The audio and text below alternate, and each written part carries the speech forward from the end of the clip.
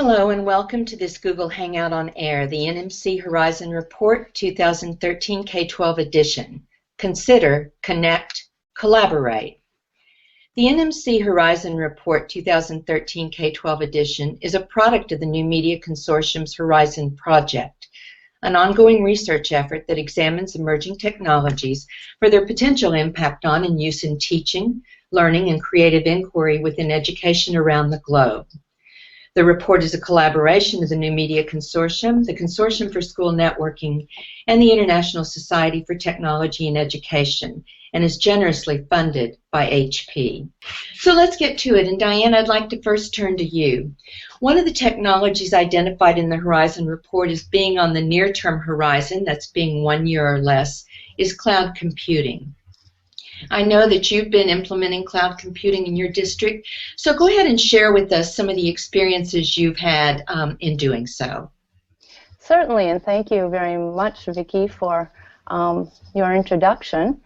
I will share this screen with you, and let me tell you a little bit about Green Bay Area Public Schools. We're the 5th largest district in the state. We have a little over 21,000 students. You can see how many teachers and administrators we have as well. With 32 elementary schools and 10 secondary schools, you can see that in a larger school district like this, cloud computing can be very helpful. Our vision is to match the appropriate learning tool to the task.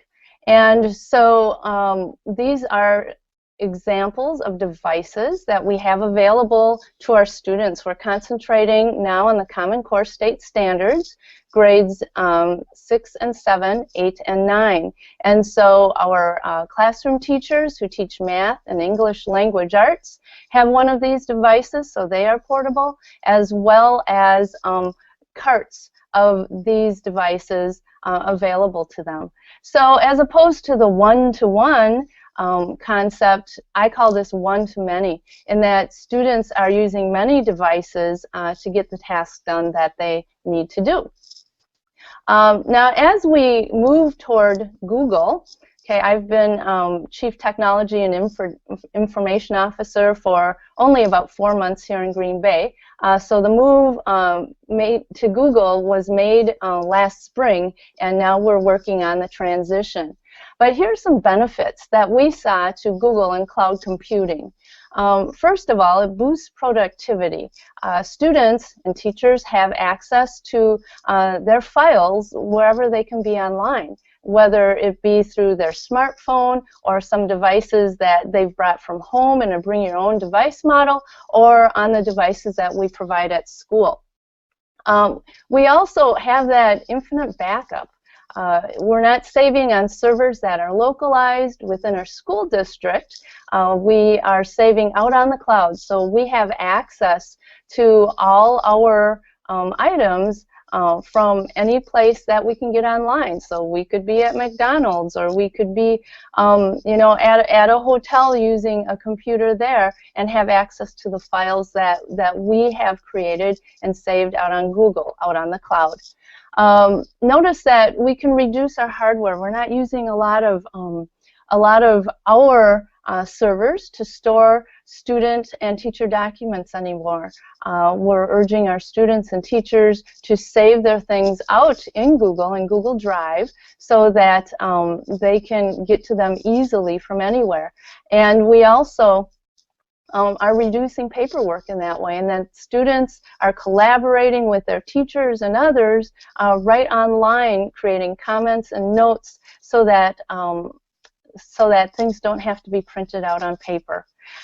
This allows us for real-time collaboration. Our students have access, and teachers, like I've said, we save on network space, and we can stay current. So if we have documents residing out on Google and we need to update them, we don't have to send them out again. We've given people the link. They go back to that link and they see that update. I always say start at the top, and that's what we've done here. You know, Google and the concept of cloud computing, you always hear about the cloud. What does it mean? it took some education and some use, some practical use. So that means that we've worked with the Board of Education, our cabinet members at our summer retreat. You know, we worked on vision cards and other things collaboratively, and we use that as a scaffold to build the knowledge around Google. So our administrators, our Board of Education understands how to access documents, how to add comments, how to work collaboratively, how to share things. And because of that, they brought that back to their teachers and the principals. So the expectations are, we have this agenda, we have it in Google, I'm going to share that link with you, you can add comments on the side or help me revise this document as we move forward. And we've found that that's really helped as we work to educate and set the expectation for cloud computing here in our district. You know, there's that song about accentuating the positive. That's something that we try to do as well. I mean, there are significant cost factors here. Google is free. Maybe other word processing or spreadsheet or presentation packages that need to be installed on computers. You know, we don't have to do that anymore, nor do we have to worry about students at home having the same applications on the computer that they have at school, because they can use word processing, spreadsheet, presentations, forms, all within Google, and they don't have to worry about whether they have an Office product at home that's the same as at school. This is collaborative as well. And so, you know, that's what we found to be very helpful. Students can work together, teacher and student can work together, teacher and teacher can work together, and save that one document where we're not emailing documents back and forth. Again, we've talked about saving money, which is always a factor within a public school system, as well as allowing teachers to do their work and allowing our students to do their work. Things to watch for when you're doing this. You know that you can share documents. There's such a thing as undersharing. So when you give somebody a link and they try to access it and can't get to it, that's a problem. And so you have to be real careful and understand how sharing settings work. There's also such a thing as oversharing, making that document available to everybody, more people than you want to have looking at that document. So I would urge that when you go through this and when you teach how to use Google, that you make sure that you help your users understand what sharing means. Authentication. Remembering your login and password. That's really important too. A lot of people have their own private Gmail accounts, so a school Google account is different, and you have to help people understand how to go back and forth between the two. Organizing things. How do you create folders? How do you put things in folders? How do you look up the most recent thing you worked on? Those are all things that people need help as well as they move forward. If you have multiple windows open with different versions, that can get confusing. So you have to teach people to close tabs, depending on which browser, tabs or windows, to make sure that they're updated with the most with the most current work of their Google pages. And then classroom management. How do you work with a bunch of students in the classroom? I know that you know, it's important to inform your parents. We've set up a website regarding Google and cloud computing for our schools. Notice that we have different versions of our information language as well as a website to help parents understand what this is about. So this is how our district has moved forward in using cloud computing. And I will make these websites available to you so you can kind of see the timeline that we followed as we implemented Google within our district, the common tools. We use something called ClassLink to help our students and teachers access things that are online, and that ties everything together and works very well with Google. We've had summer summits to train our staff. Those are all things that we've done to help prepare our teachers, and it's a continuing learning process as we move to that cloud computing.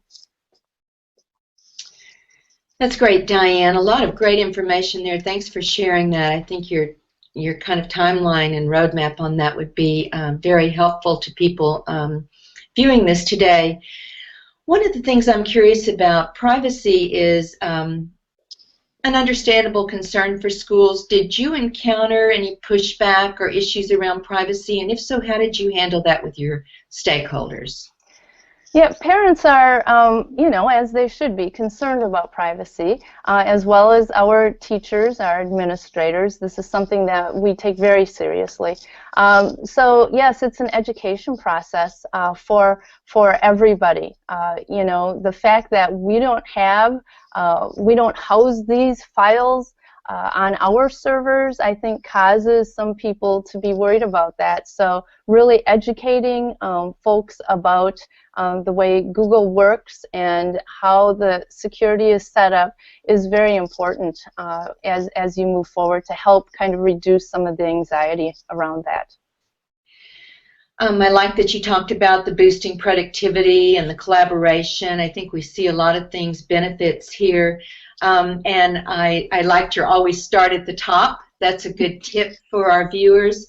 If you really had 2 or 3 other key tips to give people that are just considering implementing a scalable and secure system, what would you say to them?